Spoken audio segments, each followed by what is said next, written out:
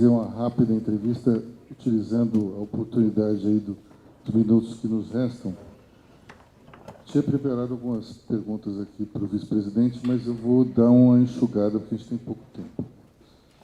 E deu para ver na sua apresentação, excepcional, por sinal, que o senhor compartilha da visão liberal, que é de um governo como um todo, principalmente o ministro Paulo Guedes.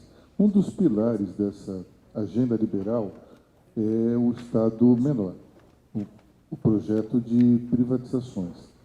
Eu queria perguntar como é que o senhor vê esse projeto de privatizações e se, em sua opinião, o Brasil precisa ter o controle de gigantes como Petrobras e Banco do Brasil.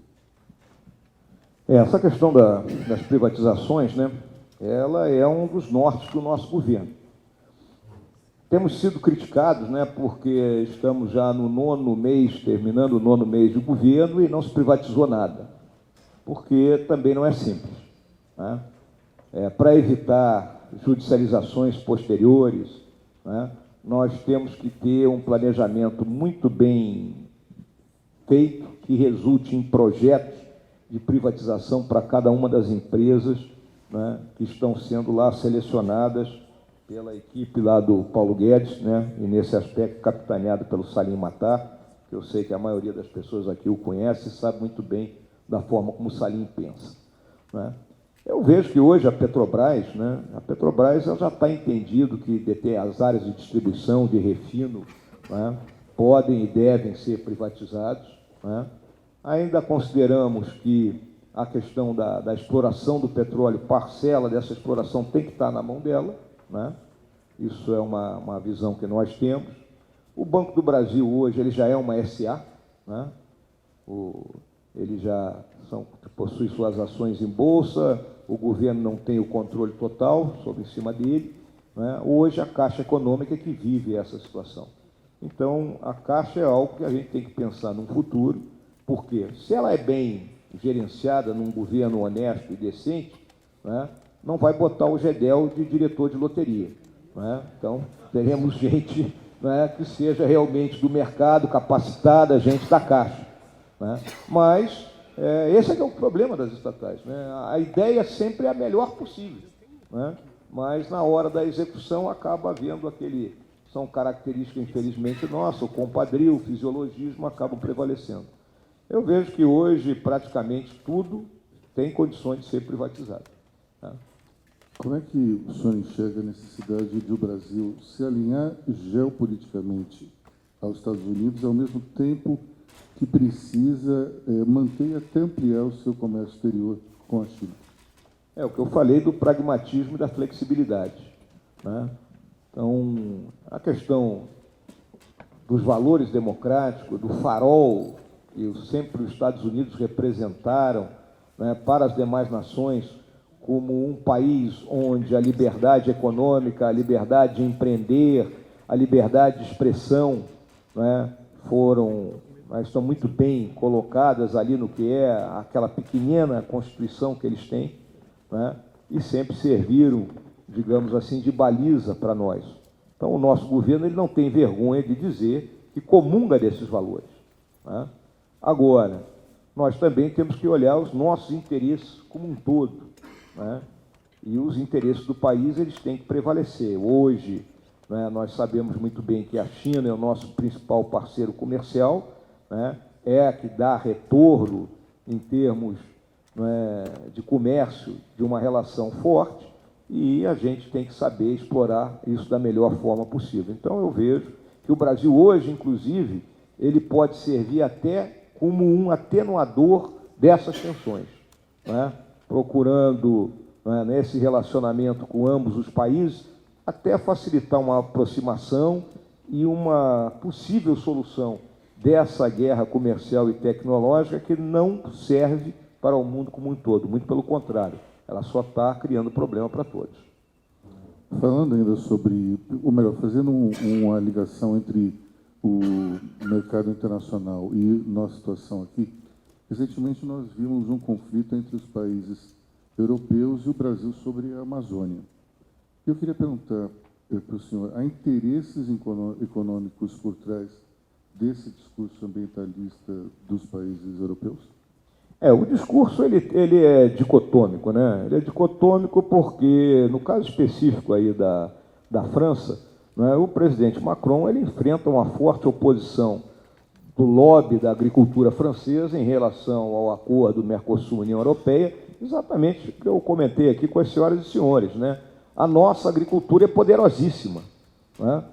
Hoje, né, a nossa produção, nós conseguimos ter 3 safras por ano com uma tecnologia de agricultura tropical que nós temos, né? Nós não utilizamos, né, fazemos o plantio direto, é algo que só nós descobrimos como fazer, né?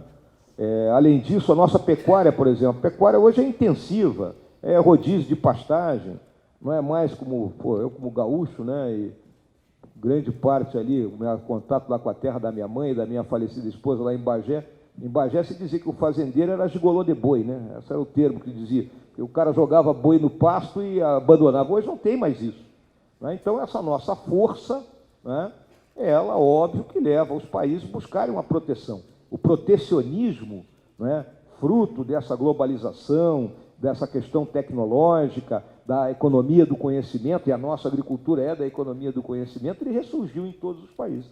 Então, uma forma de nos atacar é a questão da Amazônia, né, que tem coisas ali que estão, digamos assim, existe total, né, verdade no que está sendo dito, né? Houve um aumento do desmatamento, então compete a nós impedir que isso ocorra, mas, ao mesmo tempo, existem aquelas inverdades, tipo a Amazônia é o pulmão do mundo, que nós sabemos que não é, né? O pulmão do mundo são os oceanos. Vice-presidente, o senhor, já que falou aqui do Sul, e eu queria fazer uma pergunta ali de uma situação que temos lá perto, que é justamente a Argentina. A vitória dos peronistas nas eleições prévias são um fenômeno isolado ou o senhor enxerga algum risco generalizado de a esquerda voltar ao comando dos países latino-americanos? Olha, o que ocorre na Argentina, né, é que o presidente Macri prometeu e não entregou, né?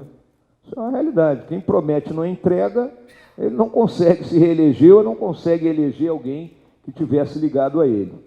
Ele foi gradualista, né, na aplicação das medidas que ele tinha que aplicar, ou seja, ele não sustentou a posição nos 10 segundos iniciais da queda livre, né? E, a partir daí, ele perdeu a mão, perdeu o controle, uma economia dolarizada, como é a economia da Argentina, né, com também problemas internos nessa questão de salário, estagnação, né? É uma situação difícil ali da Argentina, uma inflação altíssima, mais de 50% de inflação, uma desvalorização enorme da moeda argentina, né, leva a uma insatisfação. Existe, né, vamos colocar assim, uma força dentro da Argentina que são os sindicatos ligados ao peronismo, é algo que não morre, né? O peronismo, né, ele não morre, mas ele tem suas vertentes, né? E se considera que o candidato Fernandes, seria de uma vertente mais light do peronismo. A grande incógnita é qual será o papel da vice-presidente nisso aí, né? Eu que teria que falar com ela, né? Nós somos vice. Tocando agora numa questão que está muito presente, acho que cada um de nós aqui fica se perguntando, qual será o futuro da Operação Lava Jato nesse momento? Olha, a Operação Lava Jato, ela teve um papel fundamental em desnudar, né, e colocar, né, de maneira clara aquela crise político-policial que eu mencionei quando iniciei a abordar a situação interna do nosso país, né? De uma forma metódica e organizada. Vamos lembrar que antes da Lava Jato tivemos 2 operações enormes e que foram, né, anuladas por erro na produção de prova, erro de processo, né? E a Lava Jato ela conseguiu conduzir esse processo de uma forma organizada. O que eu vejo, de uma forma geral, é o seguinte, né, pelo lado dos políticos envolvidos, estão sendo punidos, né, dentro das formas da lei, com todas as instâncias de defesa, né, inclusive, né, o fato lamentável que eu considero de termos um ex-presidente da República preso por corrupção, para mim isso é lamentável, né, mas é emblemático ao mesmo tempo. E temos o lado das empresas, né, que executivos que estiveram envolvidos foram punidos, condenados. Agora, eu tenho também aquela visão de que a empresa, uma vez tendo pago o que deve, ela tem que retornar, né, ao mercado. Principalmente a nossa questão das nossas empresas ligadas à infraestrutura. Nós temos uma engenharia de renome, nós temos uma capacidade, então a empresa pagou, né, fez seu acordo de leniência, ok, então retorna para o jogo. Né, e muitas vezes fica aquele negócio, não pode, não, retorna para o jogo e dentro das regras fiscalizadas, está aí TCU, está aí tudo que tem para fiscalizar. Então, eu acho que a Lava Jato, ela prossegue, mas a intensidade dela vai começar a diminuir à medida que, né, não tem mais nada a ser desnudado. Somente para a gente deixar claro, então o senhor é a favor dos acordos de leniência? Sou a favor do acordo de leniência. É a forma que, uma das formas encontradas, tá bom, eu desviei X milhões, está aqui, estou devolvendo, quem fez o ato está preso, está condenado, mas a empresa tem outros executivos que não estavam envolvidos. Tá? Para finalizar, vice-presidente, como é que o senhor acha que será o ano 2020 para o Brasil, do ponto de vista político e econômico?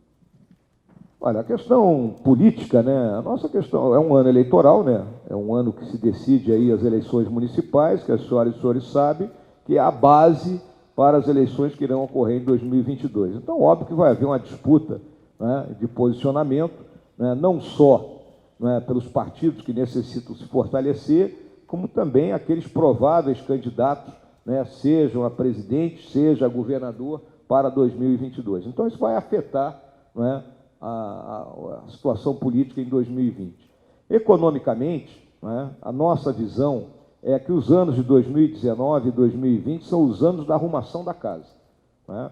É os anos que nós temos que, né, trazer a situação fiscal para algo efetivamente sob nosso controle, as medidas, né, que vão aumentar a nossa produtividade serem aprovadas, aquelas que necessitam de aprovação e as outras serem realmente incrementadas, de modo que a nossa aeronave, né, comece a embicar e subir, para que em 2021 e 2022 a gente atinja o voo de cruzeiro, né, e chegando ao final do nosso mandato, em condições de passar o governo ou de prosseguir, caso o presidente deseje e seja eleito, né, para um novo mandato.